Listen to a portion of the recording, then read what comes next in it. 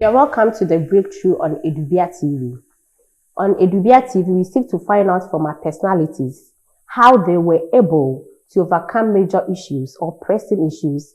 Today, we have Ambassador Horace Nii Ayi Ankrah, who is the former Deputy Ambassador to China during the John Dramani Mahama administration. Sir, you're welcome. Thank you so much. Thank you. Okay. Please, sir, can you tell us a bit about yourself growing up? How was life like? I'm a Ghanaian. Okay. I'm born in Accra, bred in Kumasi. I spent all my life in Kumasi, basically. Okay. Growing up. I attended Tech Primary. Okay. From Tech Primary, I got the opportunity to attend Adisada College. Okay. Viewers obviously know Adisada College, the best college in Ghana. And I know students from Infant Spring will have something to say about that. But then, yes, from Adisada College, I didn't get the opportunity to do my sixth form in Ghana. Okay. So from Adisada College, my daddy wanted me to become an accountant, so I was shipped to IPS, now UPS, okay. Where I did the Association of International Accountants. Still, I didn't want that sort of life. I didn't want to become an accountant. And then I was able to tell my daddy, convince him that accounting wasn't for me. And then he said, that's fine. So from there, I had the opportunity to get in a job at, the Canadian High Commission in Accra, where I worked a bit. And then left the shores to the UK to further my education, funded by myself through working here and there in the UK. And so all my degrees are in sociology and politics. Okay. I like politics a lot, so I felt that, yes, I am now comfortable in the sense that, one, I didn't want to become an accountant. I wanted to have something more to do with society. Okay. My dad was an ex-army officer. My grandfather, same, Lieutenant Colonel Robert Ben Smith, okay. The first black Lieutenant Colonel. And then, yeah, I grew up in a very, very disciplined home. Okay. Parents were very strict in terms of you knowing what to do and what not to do. Okay. You knowing what to say and not what to say. And yes. Okay. So please, can one say life was very rosy for you and you didn't encounter any major challenges? Oh, rosy? Yeah. Oh no, it wasn't rosy. I mean, we had a structured kind of home, okay. I should say, and well, you could say it was rosy because once behaved, you forever get whatever you're looking for. Okay. That's with my parents. Okay. So yes, I was able to. It was quite rosy. I don't want to use the word rosy. It was quite structured, making sure that you grow up to become a responsible individual. Okay. And I think that was what I encountered with my parents. Okay. Yes, you would say that obviously in life I've had a challenge before. Can you remember of any major challenge that was very problematic, that it took you a lot of time to overcome it? Oh, okay. Well, I mean, I was like somebody who I didn't want to marry. Hey. Like yeah. Seriously? Yes, like seriously. I didn't want to get married because I was like, oh, sorry, obeying him. You know, the woman walking down the street with this belly, pregnant and stuff like that. Everybody knows that, oh, that's Horace's wife. Pregnant. I was like shy. So for me, I was thinking of, Charlie, our idea. That was it, and it was a problem. And so, at what point did you come to realization that you needed to settle down and have a family? oh, my mom kept worrying me, Horace. I mean, you have to get married. Okay. I remember that there was a time that in the UK, well, I know my mom's handwriting very well, and I knew that this letter was coming from my mother. Okay. So I decided to read that particular letter last. And in the letter, she was like, oh, when are you going to get married and blah, blah, blah. I don't care whether the woman is going to be a white or whatever. This. And then in the letter, were two pictures of a certain lady. And my mom was like, oh, our fantasy or the fantasy side of us, you could marry somebody within the family, that sort of thing. So to marry this particular lady, it wasn't a problem. So it was like an arranged marriage for you. And for me, it was just so difficult. It was a bit odd. Yeah, and when I say I love you, I do love you. Okay. And I always feel like if I said I love you to a lady and the lady said to me, oh, make her dream home, then I take it that it's a reject. So you want passion? Passion. So all these challenges were there for me, but then... so were you able to find the love of your life later on? Oh yeah, well, I did. I got married and I realized that, oh, Charlie, me myself, I was struggling myself. Marriage was sweet. Oh yes, I mean, good partnership and stuff like that, having children. I have these two beautiful children who are now all doctors. Okay. It was beautiful. Okay. It was beautiful. Okay. So please, let's talk about your political life. What inspired you to choose a career in politics? How did you get into politics? Oh, politics. I've always wanted to be somebody who would have an impact on humanity. Okay. I've been somebody who have always wanted to sort of like contribute in a way to helping people. Okay.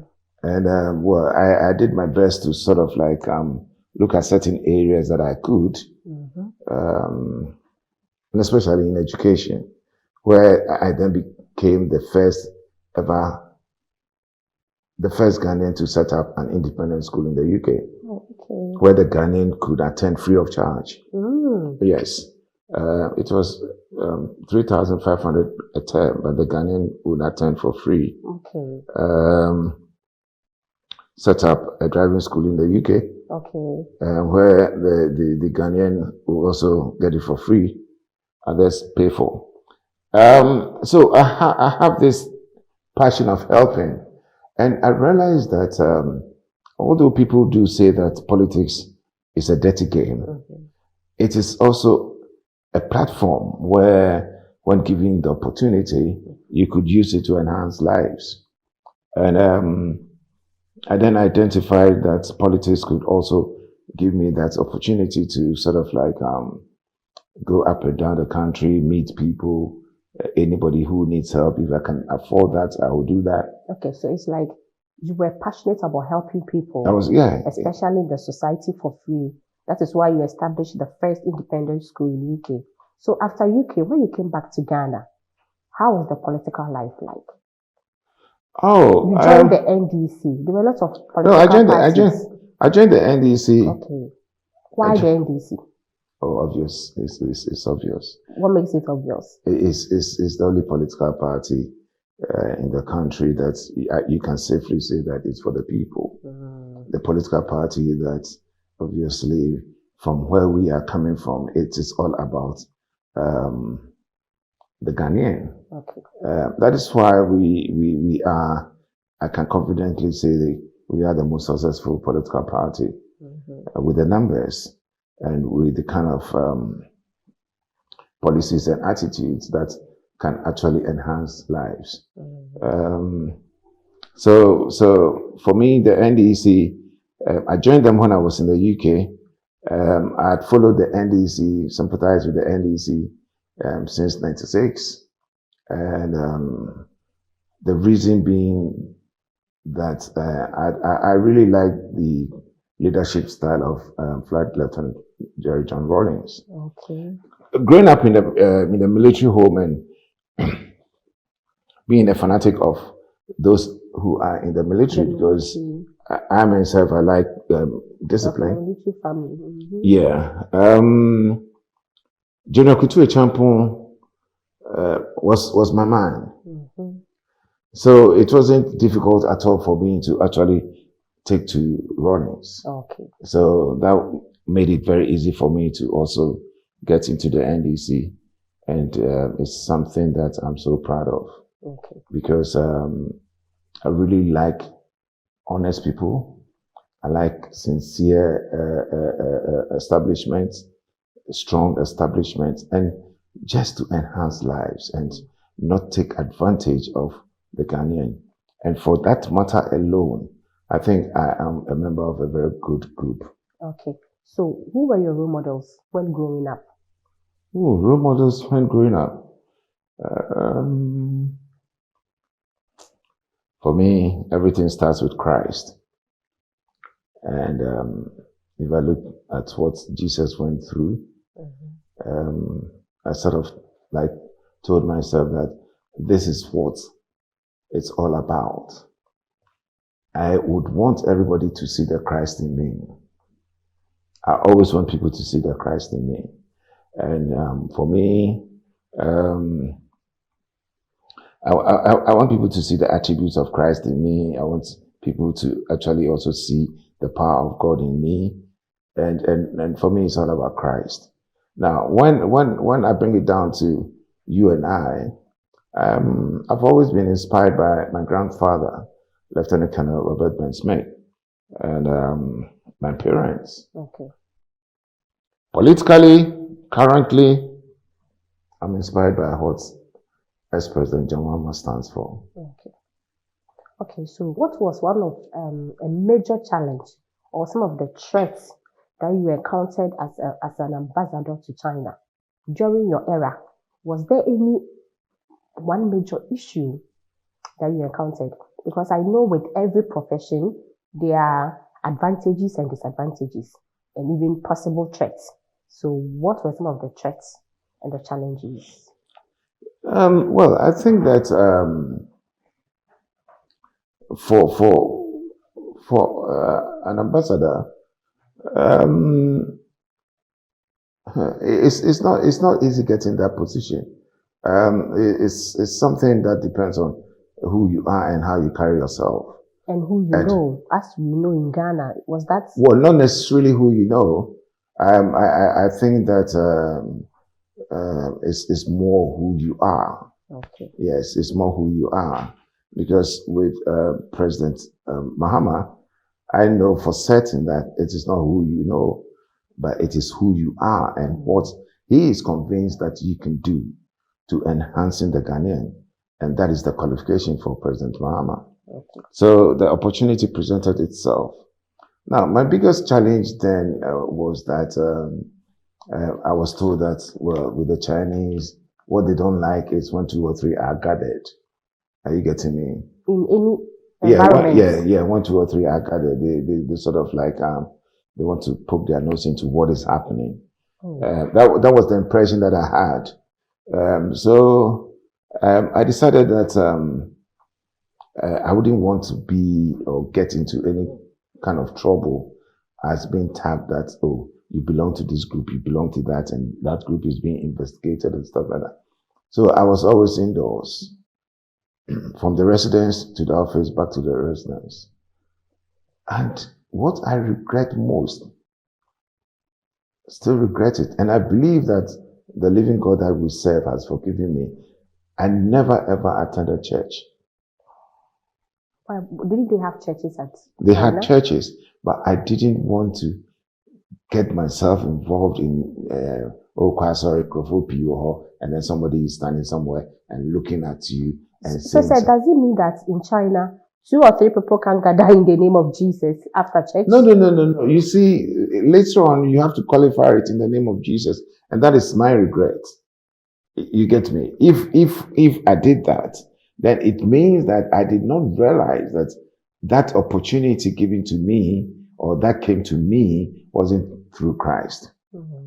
Are you getting me? So how many years did you stay at China? Oh, nearly 3. And you never attended church? No. Not for once? No. No. Because you wanted to dissociate yourself from that I don't like any taint. I don't like Horace Nii Ayi Ankrah, yes, man, and did this and did that. No, I don't like that. You don't want to be tagged with any... I don't like that. And I don't want maybe somebody coming to me investigating a group that probably I was a member of and stuff like that. And it was the wrong decision. Why is the regret? Why are you regretting? What could you have done better then? What could I have? Oh, yeah. I could have simply attended church, knowing that if I went to church, I'm appreciating the God that I serve. Who had brought you to where you were. Yeah, but it's one thing that I regret, and I've had a word with my God, and I believe so much so that I've been forgiven because I think I'm growing from strength to strength in my political life. So that alone tells me that I've been forgiven. Okay. Do you think doing business in Ghana is very okay, like very lucrative compared to how people work, how things are done? How do you see business in Ghana? I think it's relative in terms of what you are involved in, and I should say, and I have to be honest that it's not that easy.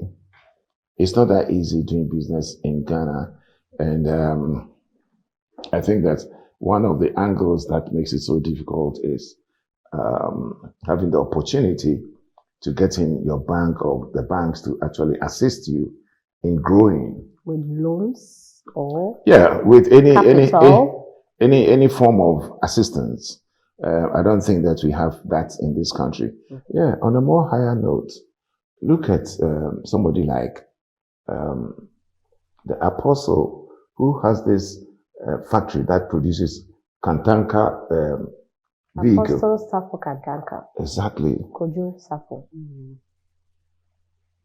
This man has been doing whatever he has to do to making sure that something and something good is made in Ghana. Yeah. Yes. Yeah. Ask yourself the kind of help, assistance that he has gotten from the government. But then when you go back and look at the history of a car like Mitsubishi, yeah, founded by somebody, same lines as Apostle Kojo Safo. Same lines. Where is Mitsubishi now? It's all over the place. And exactly. People are patronizing. Exactly. Okay. Why are you a staunch supporter of the ex-president John Dramani Mahama? And what do you think his coming back will mean to the ordinary Ghanaian? You know something? I like your question. Why am I a staunch supporter of ex-president John Mahama? Yes. It will shock you to know that he himself is not a supporter of himself. You know why? For all that you see ex-president John Mahama doing is not about himself. So I am not supporting him, John Dramani Mahama. I'm supporting what he stands for. Okay. And what does he stand for? He stands for enhancing the Ghanaian. Day in, day out, he believes that the Ghanaian should always move ahead, not backwards. And the country in itself becomes so strong economically,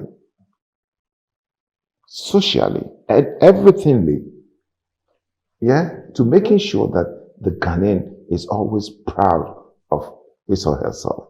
So I'm a strong supporter of what he sees and believes in.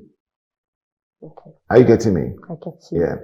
Now, having said that, for all that he has achieved, not necessarily for himself, but for this country, I support him because I see him as an individual who is bold and authentic.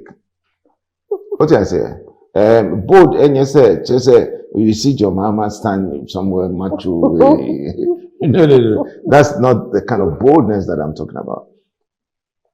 The spirit with which he fights. Yabuna now are sorry. Yabuna now are sorry. Yabuna now are sorry. That sort of boldness in his determination. The resilient spirit. Yes, to making sure that this country gets it right. And on that channel, I support him because he's authentic. Okay. Can I ask you a question? Oh, let's have fun. Yeah, go ahead. As a candidate, as president, have you ever heard President John Dramani Mahama lie to the people? This question is for the masses. Deceive the people? It's for the masses. Oh, you see, the reason why you are throwing it to the masses is simply because there is nothing like that. But I bet you, if I should get up from your seat and you put the cameraman in here and you ask of any other politician who wants to lead this country, whether the person has lied to the people before or not, there will be a whole lot of answers. Are you getting me? Okay. Yes. And for whatever you say, he's done it before. That makes him authentic. Okay. Now, I'm happy you mentioned John Mahama. Unfortunately for John Mahama, we have somebody in the person of the current vice president who once upon a time said that for 30 years, John Mahama has never come up with any policy. I prefer an individual who has never come up with a policy, but has built hospitals, schools, roads, shelter, name it. Somebody who only policy. So you can imagine such a person with a policy like 24-hour economic that the TUC themselves has said that this is a game changer. Yeah.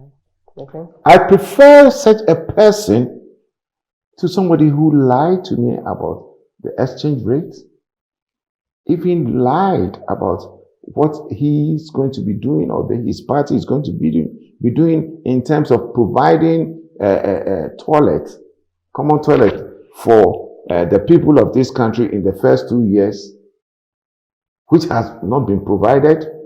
Toilet.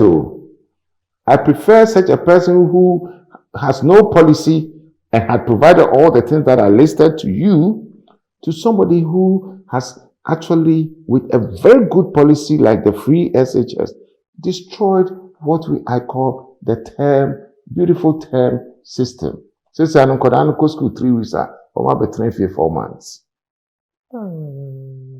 Is it not true? 4 months. Now I'm going 4 months. No, if it's not true, just tell me. We are on camera. And if we don't have kids, come sit home. And now, comparatively, if you take our time, my time, your time, anybody else's time, the current government leading and one more time, and we say yes, go school, or first step from September to December, and we compare it to what it is now. If it is not so, just tell me. I'll accept to say, Anyanokre. But you and I know, say, it is very, very true. And you and I know, say, Sebiota Flache, in the Uko schools, no more compare the food that they eat to what we ate. What will be your advice to the youth and to the world in general concerning business, life, politics? What would you tell the youth? I always tell not only the youth, I even tell people of my age and those who are even older, and for the youth to succeed, just be sincere, just be honest, and make sure that if your mom or your dad are alive or dead, honor them. Okay. Please, is that all? Yes. Unim, if you honor your mother and your father, if you are sincere in your heart, there's nothing that will stop you from moving from point A to point B. Okay. Se bibi esu kwan krapo na Nyankopon ena hedin ena catch us emere non so. Okay. Apart from that, what else? Because in this life, I can assure you, it is about the Christ that we serve. And it is very, very important as an individual to making sure, say only obinam, we are Christian, be proud of it. Okay. We are Muslim, be proud of it. Men kunkon ho. Men kunkon ho. So you are a Christian, you are a Christian. You are a Muslim, you are a Muslim. It is what you believe in. Okay. So we should focus on our religions. It's not that focus on your religion. Be sincere. Sincerity in America, no, and not America. Okay. So, imebuna one more emphasis, honor thy father and your mother. Be sincere, be honest, and be person oyeno. Who didn't say so more? Yanyankopona yasumuno or the Bama. Okay. Thank you very much, sir, for your time. I'm really grateful for honoring the invitation. It's my pleasure. Thank you so much. Anything at all that will enhance somebody's life. So beautiful, national TV, so and make a bibia and to us more and Ghana for one family on chairman. Sabi Mesumi Nipa. And I'm one. And one thing that they be make say Uchan Tro. The people, you don't know whether they have forgiven you and forgotten. Or they are just waiting. Or they are just waiting. So you can never ever even be so proud and so arrogant and even have the audacity not to apologize to the people that you think you want to lead if you know yourself to be a liar. Okay.